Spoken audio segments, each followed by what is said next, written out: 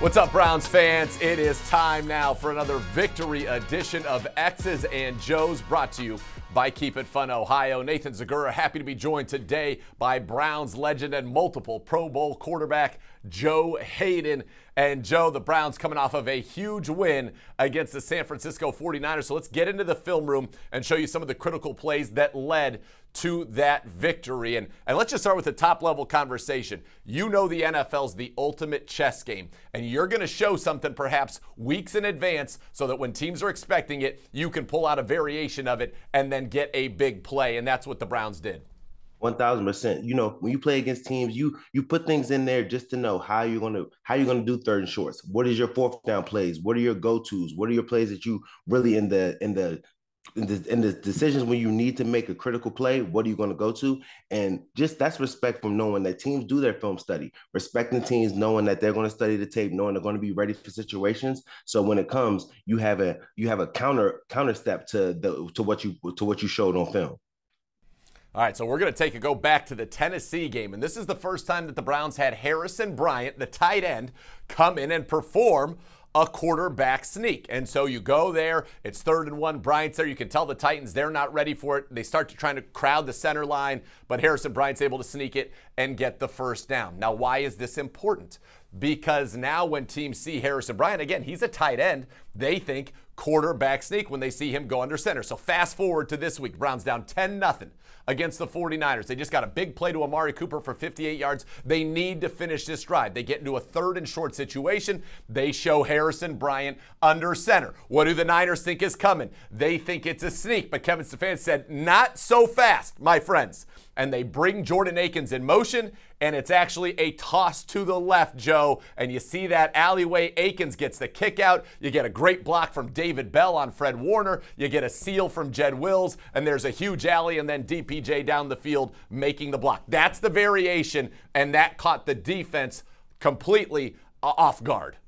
That's just great play calling, great execution of situational football, knowing what the defense is going to be expecting and having a counterattack for it, and then executing that very, very well. Kick out blocks. It's just everyone shooting the middle and then being able to get the kick out on Warner at the for the corner, and then just Kareem Hunt finding the crease and just making the play. It's a great cat and mouse chess game, like you said, and the Browns did a great job of already having that backup plan because they knew that the San Francisco 49ers did their film study, being a great defense and being ready for that. When you get under the center, he's ready to sneak it and then toss it out to Kareem. It was just a great counterattack. So if you look at it right here from the end zone view, you count the 49ers that you can see almost kind of in the middle of the field. 1, 2, 3, 4, 5, 6 on the line. Fred Warner, 7.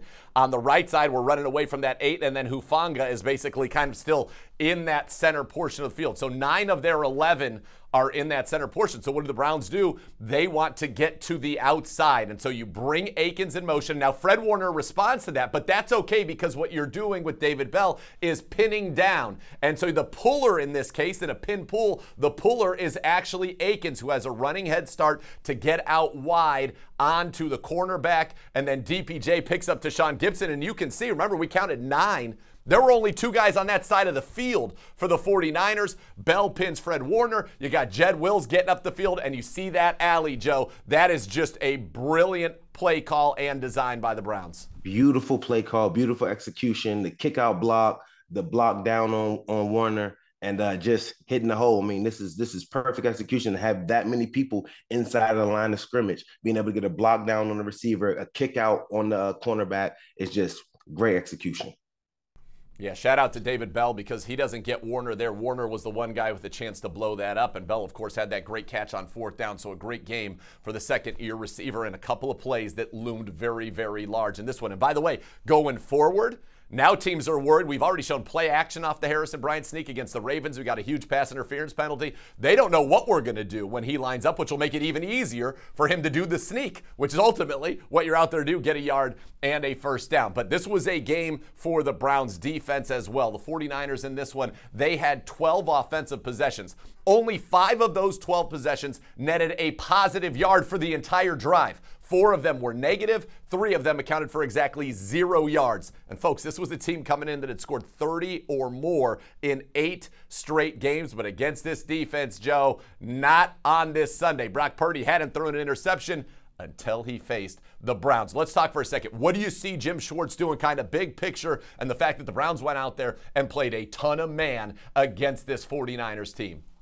The one thing that I can respect and I love about this Browns defense is they understand that it's going to be a job, and the cornerbacks are playing at such a high level. We have Emerson, we have Ward, Newsome. They're playing at all Pro Bowl level, at Pro Bowl level, Pro Bowl caliber play. So with the defensive coordinator Schwartz being able to respect them and understand that we have really, really, really good corners playing at a high level, it allows the defense, it allows him to do so many more things. It allows Myles Garrett and them to pin their ears back and get after the quarterback, close the pockets. And the windows are so small, and they're just playing such good defense. I just can't believe when I'm watching it. This is the best they're playing at the best secondary and the best defense total in the whole NFL.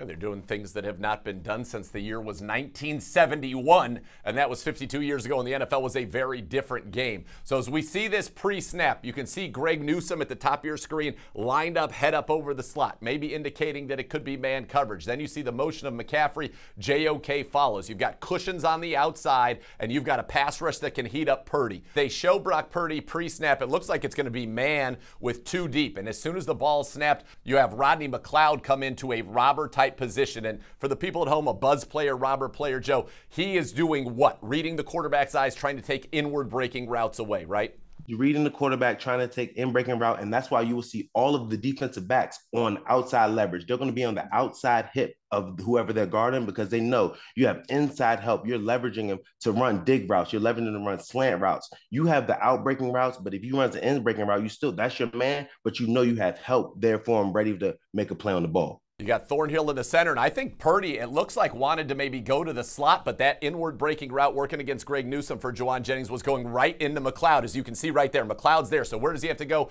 He goes backside to Brandon Ayuk with the pressure from the Cleveland Browns, and Myles Garrett coming around that corner, almost got his hand on the ball. He throws a little behind him, and MJ Emerson, rocking the 23, making you proud, gets the first pick of his career.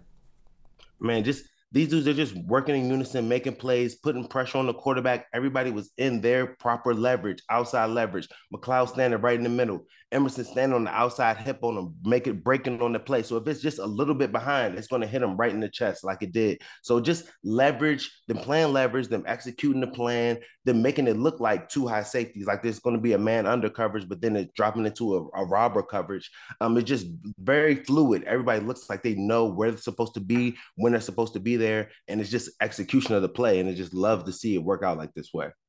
It looked very locked up. Brock Purdy under 50% for the first time all year. His first interception. You mentioned Kittle locked up, 1 catch for 1 yard in this game. Let's keep this defense going, Joe. Appreciate the breakdowns and the insights as always. And we thank all of you for joining us. On behalf of Joe Hayden, I'm Nathan Segura saying thanks for watching another edition of X's and Joe's, brought to you by Keep It Fun, Ohio.